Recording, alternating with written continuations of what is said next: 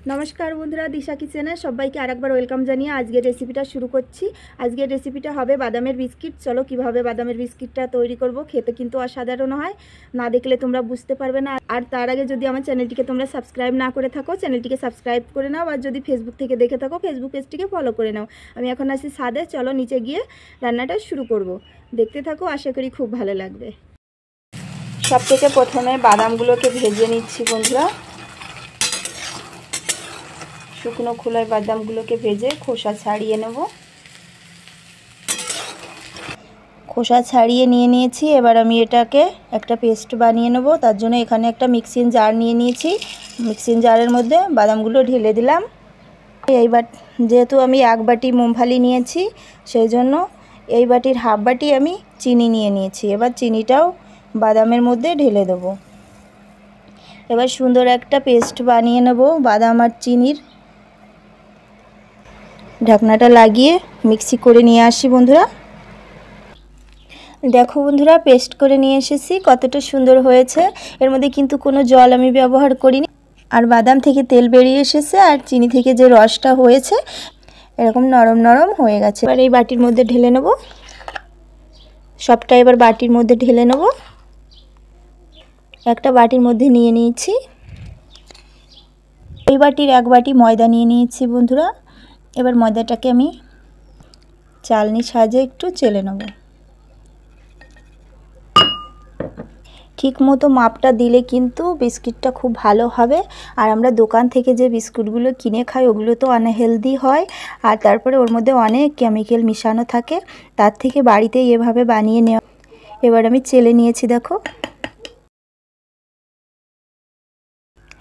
1 চামচ baking powder দিয়েছি।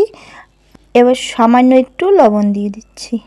এবার এটাকে একসঙ্গে এভাবে চেলে নেব।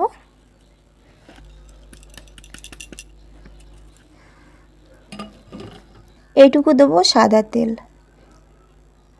যদি এর মধ্যে ঘি দেওয়া হয় আরও ভালো হয়, কিন্তু ঘি নেই এখন আমার কাছে, এজন্য সাদা তেলটা দিলাম। এবার আমি সব কিছু একসঙ্গে এরকম সুন্দর করে মেখে নিই।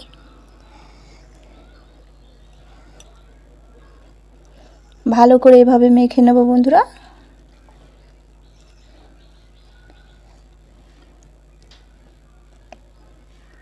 মাপটা একদম ঠিক দিলে কিন্তু বিস্কুটগুলো খুবই ভালো হবে। তো আমি ভালো করে এটাকে মেখে নিচ্ছি। দেখো, এর মধ্যে কোনো জল ব্যবহার করা যাবে না। এর মধ্যে জল কিংবা দুধ কিচ্ছু ব্যবহার করা যাবে না। এটা একদম মাখা কমপ্লিট হয়ে গেছে। আবার বেশি সময় রেখে দেওয়া যাবে না, না হলে শক্ত হয়ে যাবে।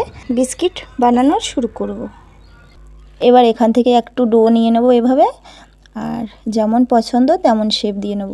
তো আমি এখানে গোল শেপ দিয়ে নেব বিস্কিটগুলো। এবার আমি এখানে নিয়ে নিয়েছি কয়েকটা মুংফালিকে কিন্তু ভেঙে নিয়ে নিয়েছি। এবার আমি এখানে মুংফালির সঙ্গে এই বিস্কিটগুলোকে এভাবে মাখিয়ে নেব। ঠিক এইভাবে আমি সব বিস্কিটগুলো তৈরি করে নেব বন্ধুরা। এরকম একটা প্লেট নিয়ে নিয়েছি। প্লেটের মধ্যে একটা কাগজ দিয়ে দিয়েছি, কারণ ওয়াটার পেপার যদি থাকতো তাহলে কিন্তু কাগজটা দেওয়া লাগতো না। এবার আমি একটু তেল ব্রাশ করে দেব কাগজের উপরে, তাহলে পেপারের কাজটা হয়ে যাবে। তেলটা সুন্দর করে এভাবে ব্রাশ করে দেব। সবগুলো বিস্কুট ঠিক এভাবে বানিয়ে নেব। আরেকটাও বানিয়ে তোমাদের দেখিয়ে দিচ্ছি। আর একটু এখান থেকে নিয়ে নেব। ডোটা কিন্তু একদম সুন্দর হয়েছে। যে যেমন শেপ দিতে চাও আমি গোল গোল শেপ দিয়ে নিচ্ছি। এবার হাত দিয়ে এভাবে চাপ দিলে দেখো কত সুন্দরভাবে লেগে যাচ্ছে। ঠিক এইভাবে আমি সব বিস্কিটগুলো তৈরি করে নেব বন্ধুরা। একটু ফাঁকা ফাঁকা করে দিতে হবে দূরে দূরে। ঠিক এইভাবে আমি সবগুলো বিস্কিট তৈরি করে নেব বন্ধুরা। দেখো বন্ধুরা, এখানে আমি 6টা বিস্কিট বানিয়ে নিয়েছি। এবার প্লেটটা যেহেতু ছোট তার জন্য আমার দুবারা করে ভাজতে হবে। চলো এবার ভাজবো কী করে সেটা দেখে নাও। বাদবাকি বিস্কিটগুলো আমি আবার বানিয়ে নেব।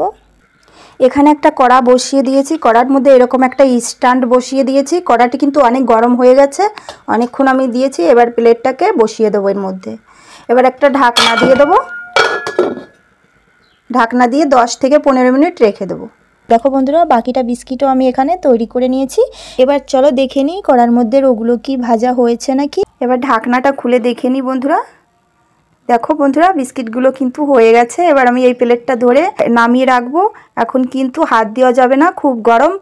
এবার আমি এই প্লেটটাকে নামিয়ে আর একটা প্লেট এর মধ্যে বসিয়ে দেবো। কড়ার মধ্যে থেকে কিন্তু নামিয়ে নিয়েছি। এবার এই প্লেটটাকেও বসিয়ে দিচ্ছি, আবার ঢাকনা দিয়ে 15 মিনিট রেখে দেবো। 15 মিনিট পরে তোমাদের খুলে দেখিয়ে দিচ্ছি কেমন হয়েছে। দেখো বন্ধুরা বিস্কিটগুলো কিন্তু আমি বানিয়ে নিয়েছি আর ঠান্ডা হয়ে গেছে। আমি এখান থেকে দেখো তুলে দেখিয়ে দিচ্ছি তোমাদের কতটা সুন্দর হয়েছে। এবার আমি সবগুলো বিস্কিট এর মধ্যে থেকে তুলে একটা প্লেটে নিয়ে নেব। সব বিস্কিট কিন্তু ঠান্ডা হয়ে গেছে আর একটা বয়াম ভরে রেখে দিলে প্রায় 6 মাস পর্যন্ত ভালো থাকবে। ঘরেই যদি এভাবে বিস্কিট তৈরি করে নেওয়া যায় তাহলে কিনে আর কিসের জন্য খেতে হবে বন্ধুরা বলো।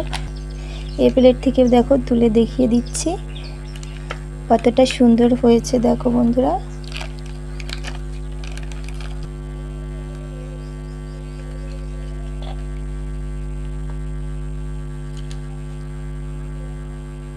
আমার এই বিস্কিটের রেসিপিটা যদি তোমাদের ভালো লেগে থাকে অবশ্যই আমার ভিডিওতে একটা লাইক করবে আর একটা শেয়ার করে দেবে।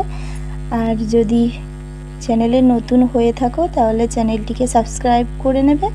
আর যদি ফেসবুক থেকে দেখে থাকো তাহলে ফেসবুক পেজটিকেও ফলো করে নেবে এরকম সহজ রেসিপি দেখার জন্য। আর আজকে এই পর্যন্তই, আবার দেখা হবে নতুন কোনো এরকম সহজ রেসিপির সঙ্গে। সকলে ভালো থেকো, সুস্থ থেকো। বাই বাই বন্ধুরা।